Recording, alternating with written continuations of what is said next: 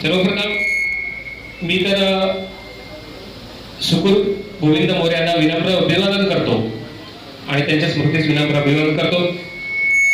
ज्या 22 तारखेला 22 एप्रिल रोजी पहिलगाम हल्ला झाला, ज्या निर्भीड लोकांना मारलं गेलं आतंकवाद्यांनी, ते खूपच क्रूर होतं आणि खूप दुःखदायक होतं त्यासाठी। परंतु मोदीजींनी त्यांचं सिंदूर जे पुसून नाही दिलं आणि सिंदूर ऑपरेशन करून घरात घुसून मारलं, त्यासाठी खरोखर मोदीजींना व आपल्या सैनिकांना खूप खूप सन्मान करतो व त्यांना सॅल्यूट करतो या ठिकाणी। तसंच खरोखर आपण मोदीजींनी या सिंदूर ऑपरेशन नंतर बरेच पाकिस्तानचे गळचेपी करण्याचा प्रयत्न केला। ते सिंधू जल योजना असेल किंवा वाघा बॉर्डरच्या ज्या काही आपल्या ऍक्टिव्हिटी चालायच्या त्या सुद्धा त्या ठिकाणी बंद करण्यात आल्या।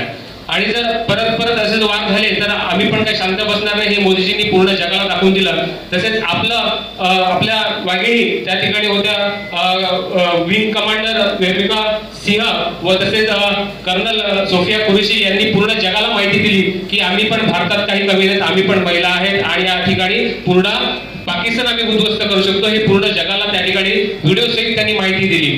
त्यांच्या नेतृत्वामध्ये, मोदीजींच्या नेतृत्वात हे संपूर्ण ऑपरेशन चालत असताना आपण त्यांच्या सोबत राहिलो, आपण सैनिकांच्या सोबत राहिलो, असेच पुढे जाऊन पण आपण त्यांच्या सोबत राहिलं पाहिजे, देशाच्या सोबत राहिलं पाहिजे, सैनिकांच्या सोबत राहिलं पाहिजे आणि येणाऱ्या पिढीला हा जो इतिहास आहे आपण हा गर्वाने सांगितला पाहिजे की घरात घुसून त्या पाकिस्तानाला मारलेला आहे, घरात घुसून त्यांचे तळ उद्ध्वस्त केलेले आहेत आतंकवादीचे।